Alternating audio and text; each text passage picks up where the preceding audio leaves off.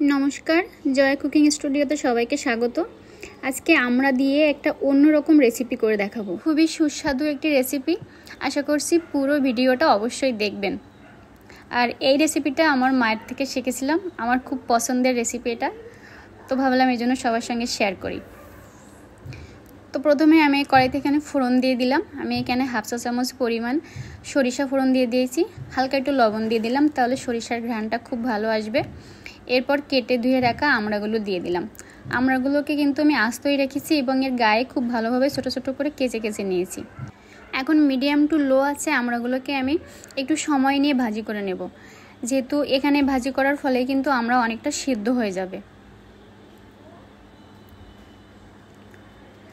তো আমড়াটাকে আমি বেশ কিছু সময় নিয়ে ঢেকে ঢেকে ভাজি করে নিয়েছি। দেখতেই পাচ্ছেন অনেকটা লাল লাল হয়ে গেছে সাইড থেকে, আর আমড়াটাও অনেকটা সেদ্ধ হয়েছে। এই পর্যায়ে আমি এক খণ্ড দারচিনি দিয়ে দিলাম।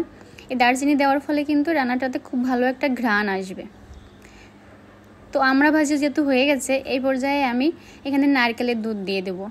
আমি পুরো রান্নাটাই নারকেলের দুধ দিয়ে করব। এর ভিতরে অবশ্য আমি কিছুটা নর্মাল জল অ্যাড করে নিয়েছি। এই পর্যায়ে একটু নেড়েচেড়ে ঢেকে দিয়ে প্রায় 10 থেকে 15 মিনিটের মতো রান্না করে নিতে হবে। তো আমি কিছুক্ষণ রান্না করে নিয়েছি, দেখুন এখন তরকারিতে কিন্তু বলক এসে গেছে। এই পর্যায়ে কিছুটা হলুদ এবং স্বাদ মতো লবণ দিয়ে দিতে হবে। এভাবে আরও প্রায় 5-7 মিনিট রান্না করে নিলেই কিন্তু রান্নাটা হয়ে যাবে। তো দেখুন আমার রান্নাটা কিন্তু প্রায় হয়ে এসেছে। এই পর্যায়ে আমি 1 টেবিল চামচ পরিমাণ চিনি দিয়ে দিলাম। এই রান্নাটায় চিনি কিন্তু অবশ্যই দিতে হবে, চিনি না দিলে একদমই ভালো লাগবে না। একটু মিষ্টি মিষ্টি ভালো লাগে রান্নাটা।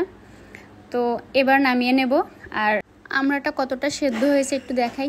তো দেখুন আমড়াটাও কিন্তু খুব ভালোভাবে সেদ্ধ হয়ে গেছে। এভাবে আমড়ার চাটনি রান্না করলে কিন্তু খুব ভালো লাগে। তো আশা করছি রেসিপিটা ভালো লেগেছে। তো ভালো লাগলে বাসায় অবশ্যই ট্রাই করবেন, আর খেয়ে কিন্তু অবশ্যই জানাবেন কেমন হয়েছে। তো আজকের মতো এই পর্যন্তই।